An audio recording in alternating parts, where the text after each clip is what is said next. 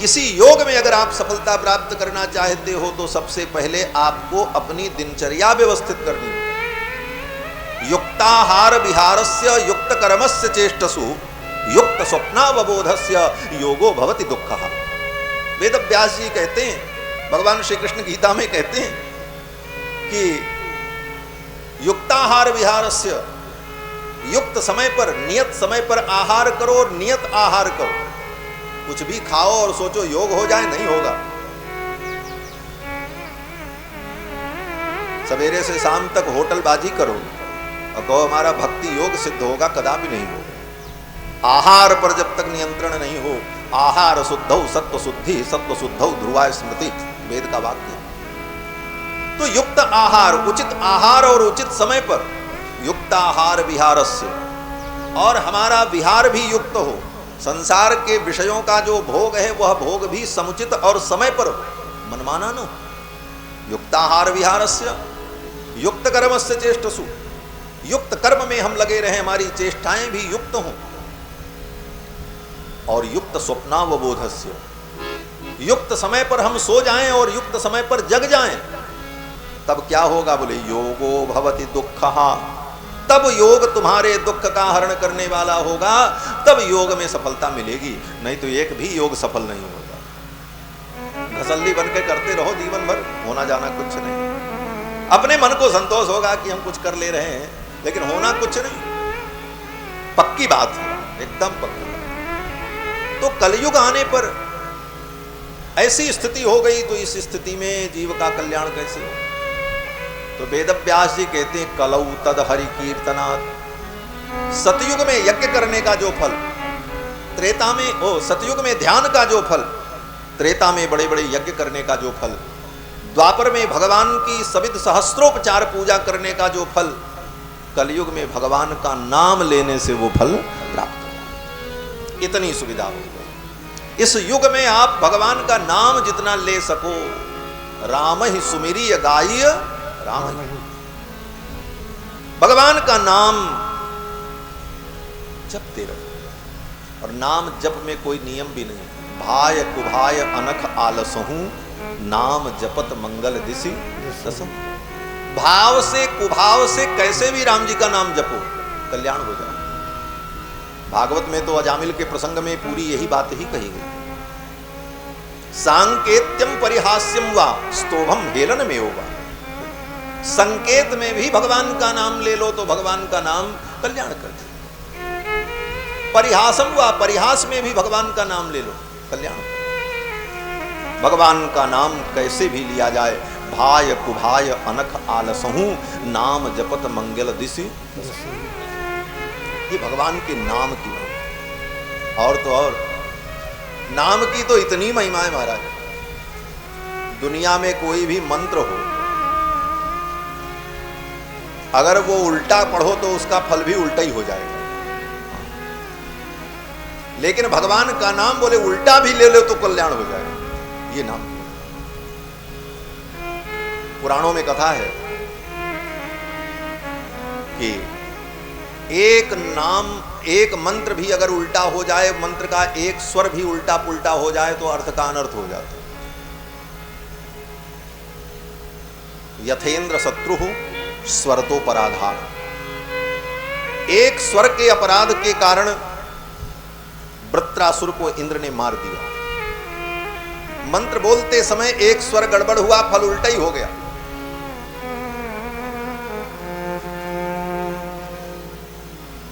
यहां बहुत से पंडित बैठे हैं जो दुर्गा सप्तशती का पाठ भी करते होंगे, कवच कीलक अर्गला इत्यादि का।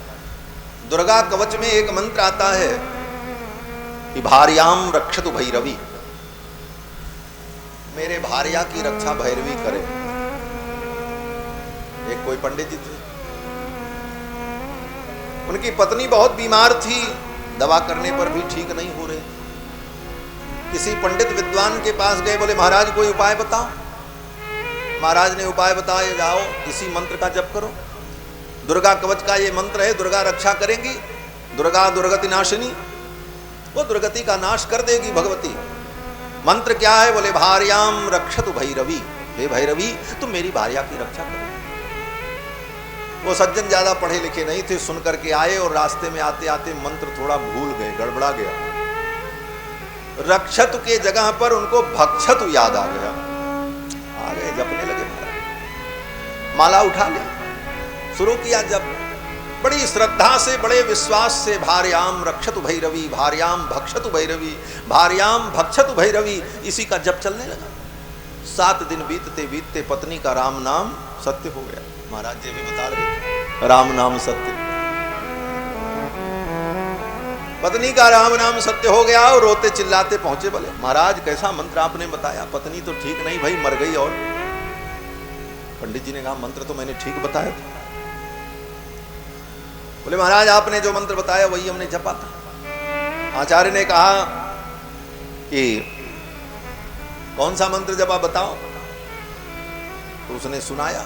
वो जपते जपते 7 दिन में उसको याद ही हो गया था पूरा, उसमें अब तो भूलने की कोई बात थी। तो उसने कहा महाराज यही मंत्र मैंने जपा, भार्याम भक्षतु भैरवी। पंडित जी ने अपना सिर ठोका, बोले ठीक ही तो हुआ, तुम देवी से कह रहे थे कि भार्याम भक्षतु भैरवी, मेरी भार्या का तू भक्षण कर ले, तो भैरवी ने तुम्हारी भार्या का भक्षण कर लिया, काम खत्म। बोले महाराज हमारी ये भावना नहीं थी, हम तो उसे ठीक करना चाहते थे। बोले भावना तुम्हारी ठीक थी, लेकिन तुम्हारा मंत्र गलत था, तुमने उल्टा जप दिया, इसलिए फल उल्टा हो गया। तो अन्य देवी देवताओं के जो मंत्र हैं, उन मंत्रों में अगर कहीं उल्टा हो जाए, गड़बड़ हो जाए, तो फल भी उल्टा। लेकिन हमारे राम जी का नाम, बोले राम जी का नाम तो ऐसा दिव्य है कि उल्टा जपो चाहे सुल्टा जपो, ये कल्याण ही कल्याण करता है। उल्टा नाम जपत जग जाना, वाल्मीकि भय ब्रह्म समाना। उल्टा नाम जपत जग जाना, वाल्मीकि भय ब्रह्म समाना। वाल्मीकि भय ब्रह्म समाना, वाल्मीकि भय ब्रह्म समाना। श्री गोस्वामी जी महाराज कहते हैं मेरे राम जी का नाम, इसको उल्टा भी जपोगे तो कल्याण हो जाए। बोले किसी ने किया तो उदाहरण देते हैं, उल्टा नाम जपत जग जाना, वाल्मीकि भय ब्रह्म समाना। वाल्मीकि जी ने उल्टा ही जपा, राम के जगह पर राम का उल्टा मरा, मरा मरा मरा मरा मरा करते करते वाल्मीकि जी ब्रह्मज्ञानी बन गए। राम बिहाय मरा जपते, गोस्वामी तुलसीदास जी कहते हैं कि राम बिहाय मरा जपते, बिगड़ी सुधरी कवि कोकिल। कवि कोकिल महर्षि वाल्मीकि की बिगड़ी सुधर गई, उल्टा जप कर। उल्टो सुलटो जामी है राम नाम को बीज। ये राम नाम का बीज ऐसा बीज है कि उल्टा भी पड़े तो कल्याण और सीधा हो तब भी कल्याण। ऐसा प्रभु श्री राम का नाम, ऐसे नाम की वंदना की गोस्वामी। नाम की निष्ठा हमारे जीवन में उत्पन्न हो जाए, समझो भक्ति आ गई। लोग पूछते हैं, बोले महाराज भक्ति क्या है? बड़ा सीधा सा प्रश्न है, सब पूछते हैं, आप भी पूछते होंगे कि महाराज भक्ति कैसे की जाती है, भक्ति का स्वरूप क्या है? और इस पे बड़ी बड़ी बातें कही जाती हैं। आप पूछोगे भक्ति क्या है, तो विद्वान लोग फिर जब सुनाना शुरू करेंगे तो कहेंगे महाराज भक्ति नवधा है। प्रथम भगत संतन कर संगा, दूसर रत्नम कथा प्रसंगा, गुरुपद पंकज सेवा, फिर एक एक का व्याख्यान चलेगा, बड़ी लंबी बात हो जाए। भागवत के विद्वान से पूछोगे भक्ति क्या है, तो कहेंगे प्रहलाद जी का चरित्र बताएंगे।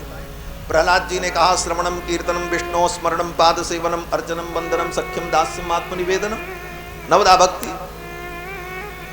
और परवर्ती विद्वानों की समीक्षा जब शुरू होगी, बोले 3 प्रकार की भक्ति, सात्विक राजस तामस, फिर उसके अनेक भेद, इस प्रकार 81 प्रकार की भक्ति का वर्णन कपिल मुनि ने जो किया भागवत।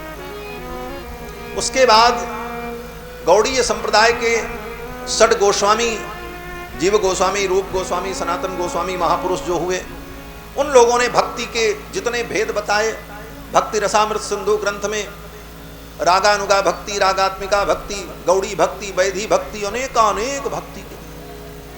ठीक है, सब विद्वानों की चर्चाएं हैं, विद्वानों ने समीक्षा की है समझने के लिए, समझाने के लिए, लेकिन गोस्वामी जी तो एक दोहा में भक्ति का स्वरूप ऐसा समझाते हैं। भक्ति क्या है? तो गोस्वामी जी कहते हैं कि बरसा ऋतु रघुपति भगति। रघुनंदन की भक्ति क्या है? कहते हैं बरसा ऋतु रघुपति भगति और तुलसी साल सुदास, राम नाम बर बरण जुग सावन भादो मास।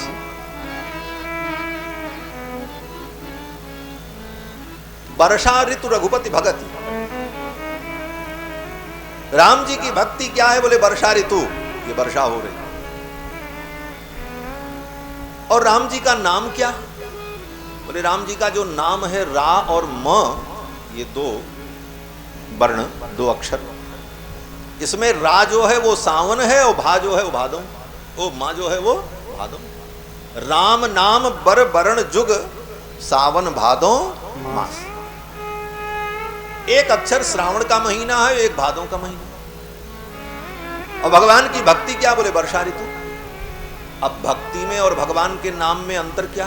बोले कोई अंतर नहीं। कैसे? तो जैसे हम आपके यहां श्रावण के महीने में आए, खूब वर्षा हो रही थी, चले गए। कुछ दिन बाद जब मिले तो आप क्या कहोगे? आप यही कहोगे महाराज आप हमारे यहां आए थे, वर्षा ऋतु में आए थे। हम कहेंगे नहीं नहीं, हम तो सावन में आए थे। आप कहोगे नहीं नहीं, आप वर्षा ऋतु में आए थे। हम कहेंगे नहीं, हम तो सावन में आए थे। बोले तो इसमें गलत क्या है? वो गलत है कि हम गलत? बोले न वो गलत है ना हम गलत है। वो जो कह रहे हैं वही सही है, वर्षा ऋतु में आप आए थे। और हम जो कह रहे हैं हम सावन में आए थे, बोले ये भी सही है, क्योंकि वर्षा ऋतु में ही सावन का महीना होता है। तो श्रावण भादो मास, भगवान का नाम के दो अक्षर, भगवान के नाम के दो अक्षर रा और मां, ये श्रावण भादो का महीना। और भक्ति क्या? बोले वर्षा ऋतु। और वर्षा ऋतु में ही तो ये दो महीने होते, अर्थात भगवान का नाम जप यही भक्ति है। इति सिद्धम, यही सिद्ध करना चाहते हैं गोस्वामी कि भगवान का नाम, राम नाम उच्चारण करना यही भक्ति है। आपके मुख से भगवान का नाम निकलने लग जाए, उठते बैठते चलते फिरते भगवान का नाम मुख से उच्चरित होने लग जाए, हो गई भक्ति। यही भक्ति, यही भक्ति है। राम नाम की निष्ठा हमारे जीवन में प्रकट हो। और इस कलिकाल में तो भगवान का नाम सब कुछ कर सकता है। नाम को जप करके ही श्री हनुमान जी महाराज भगवान को अपने वश में कर लेते। सुमिर पवन सुत पावन नामू, अपने बस करी राखे रामू। भगवान के नाम का सुमिरन करके हनुमान जी महाराज ने भगवान को अपने वश में कर लिया। इसीलिए हनुमान जी का नाम है महावीर। ये महावीर का अर्थ क्या? महावीर बिनवौ हनुमाना, राम जास जसु आप बखाना। हनुमान जी महावीर हैं। महावीर कौन? बोले वीर का मतलब वो वीर, वो जो बड़े बड़े पराक्रमियों को अपने वश में कर ले, वो वीर। और उन वीरों को भी जो अपने वश में कर ले, वो कौन है? बोले वो रघुवीर। रघुवीर ने बड़े बड़े वीरों को अपने वश में कर लिया। राम जी के सामने किसकी वीरता चलेगी? लेकिन ऐसे रघुवीर को भी जो अपनी भक्ति के द्वारा अपने वश में कर लिया, उनका नाम महावीर। महावीर बिनवौ राम जासु जसु आप बखाना। हनुमान जी महाराज महावीर है। सुमिर पवन सुत पावन नामू, अपने बस करी राखी राम। और राम नाम की महिमा गोस्वामी जी ने 9 दोहे में कही। और राम नाम की महिमा कह करके अंत में गोस्वामी जी कहते हैं, कहूं कहां लगी नाम बड़ाई। राम नाम की मैं बड़ाई कितना करूं, राम नाम की बड़ाई कितना भी करें, इसका अंत नहीं। कहूं कहां लगी नाम बड़ाई, और राम न सकई नाम गुन गाई। राम जी से भी अगर पूछ लो कि भाई आपके नाम की क्या महिमा है, तो राम जी भी नहीं बता सकते कि मेरे नाम की महिमा। कहूँ कहाँ लगी नाम बड़ाई, राम न सकहि नाम गुण गाई।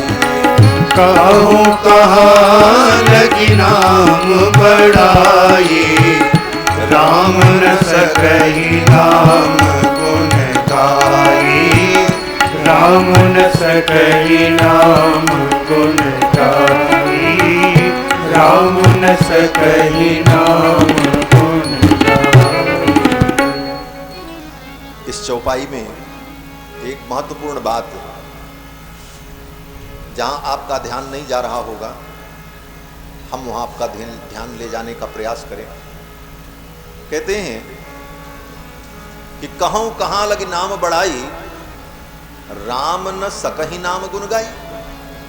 राम जी भी अपने नाम का गुणगान नहीं कर सकते। तब तो राम जी के ऊपर ही प्रश्न चिन्ह खड़ा हो जाए। बोले क्यों?